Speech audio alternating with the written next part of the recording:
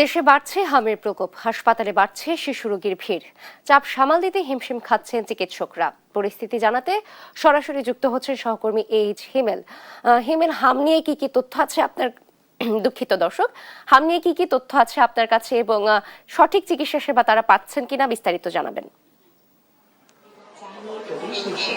নাবিলা, দিন যত বাড়ছে হামের প্রকোপ কিন্তু তত বেশি বাড়ছে।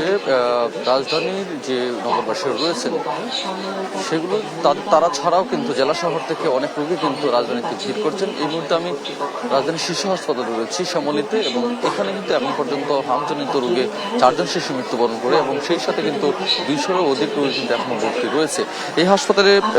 যে রোগীরা এসেছে আমরা যেটা দেখছি যে আসলে জ্বর, সর্দি, কাশি, নিউমোনিয়া এবং শ্বাসকষ্টজনিত রোগে কিন্তু প্রথমত ভর্তি হচ্ছেন। উপসর্গগুলো সেগুলো দেখা দিচ্ছে এবং তার পরবর্তীতে কিন্তু অনেকের হাম আক্রান্ত হয়েছে, সেই লক্ষণগুলো আমরা জানতে পেরেছি স্বজনদের কাছ থেকে। এবং এই হামের ব্যাপারে আসলে তারা এখনো আতঙ্ক রয়েছেন যে আসলে এইরকম একটি পরিস্থিতি, যদিও টিকাদান কর্মসূচি শুরু হয়েছে কিন্তু তারপরেও কিন্তু হামের যে প্রকোপ সেটি কিন্তু এখনো কমছে না।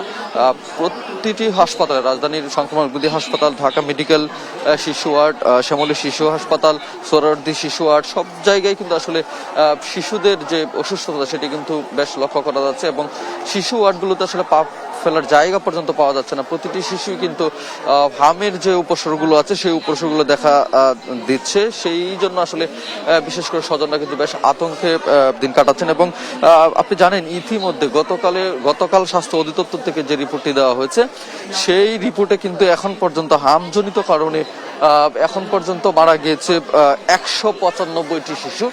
হাম নিশ্চিত হামে এবং সন্দেহভাজন হাম, এই দুইটি বিষয়ের উপর কিন্তু আসলে এই 195টি শিশু কিন্তু এখন পর্যন্ত মারা গিয়েছে। রাজধানীবাসী এবং দেশবাসী কিন্তু আসলে হামের প্রকোপ নিয়ে এখনো আতঙ্কে দিন কাটাচ্ছেন এবং তারা আশা করছে সরকার যেন দ্রুত এটি নিয়ন্ত্রণে নিয়ে আসে। রাজধানী শ্যামলী শিশু হাসপাতাল থেকে হামের এই ছিল আমার কাছে সার্বিক বিষয়। নাবিলা।